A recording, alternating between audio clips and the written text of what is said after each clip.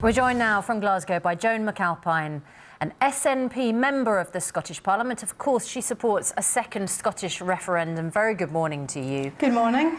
There are people who are kind of despair about this because they wonder why all the reasons that you argued for the UK staying in the European Union, all the benefits you get from being together, surely apply to Scotland staying in the UK.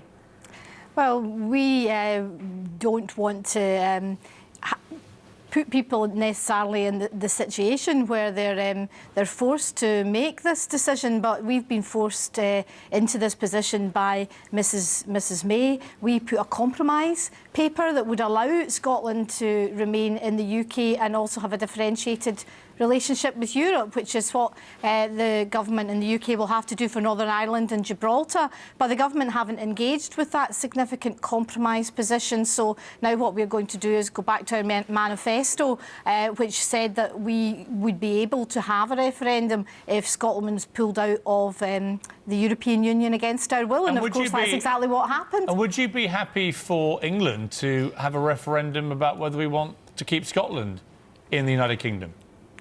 Well, that's not something that's on the table at the moment. Hang on, wait a minute. I'll just put it on the table and I've asked you for your opinion. Should England, because a lot of people, whenever they hear SNP politicians like yourself say all this, are like, well, hang on, why is it just their decision about the future of the United Kingdom? What about having an England referendum about whether we would like to keep Scotland, who are, after all, great country though it is, a much smaller component of the UK. You're putting on the table. Unfortunately, it's not in your gift. I mean, as far as I'm concerned, asking for your opinion, not a gift. As far as I'm concerned, what's your opinion? People in England should have the choice over their own future. I believe the citizens are sovereign, and I believe that Scottish citizens should have the choice over their own future, which is exactly, Piers, what this debate is about today in Scotland. Just to clarify this, try and keep this very simple. You then do support the right of England to have a referendum about whether Scotland should stay as part of the UK, yes or no? Well, that's something that you're putting on the table, but the UK government is not putting on the table. Yes or no? I've said to you that I think that people should be in charge of their own future. People in England have made their views clear about the future relationship with Europe, as people in Scotland have. And 62% of people in Scotland voted to remain within the European Union. I know it's early in the morning and it's quite hard to probably understand my questions. Let's just try one more time. Because I've got a supplementary, that's my point. What is the answer? Do you personally support today England's right to have a referendum on whether Scotland should stay as part of the UK? Yes or no? That is not going to happen. Yes or no? That's not going to happen, Piers. Yes or no? I mean, I've said to you, you know, like, people have the right to choose their own future. Absolutely. No, I didn't. I just asked you, should England have the right?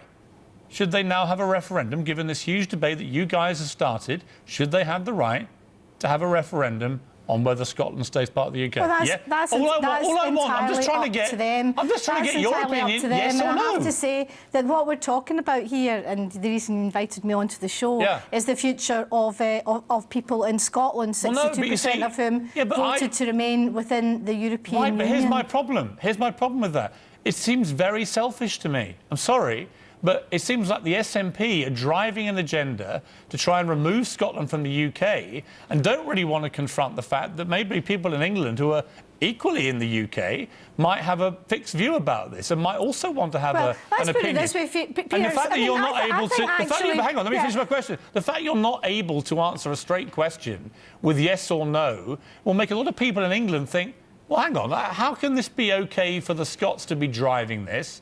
But they don't want to say yes or no on whether England should be able to have the same referendum. No, I think actually we're not in huge disagreement here, Piers. I think people in Scotland should decide their own future and people in England should decide their own future. I don't have a problem with that. But what we're talking about today is what you invited me on the show to talk about, is a situation that Scotland finds itself in, being dragged out of the European Union against its will. I respect the views of people in England who voted to leave the European Union. What we in Scotland are doing is saying, well, what's the way forward for us? Because Mrs May had said to Scotland in last July, actually, shortly after the vote that she would seek a UK-wide approach to Brexit. And of course, that's been ignored. You know, like our MPs in Westminster, for example, put down 50 different amendments to the Article 50 legislation, all of which were voted down, which kind of shows you that Westminster isn't really working for Scotland.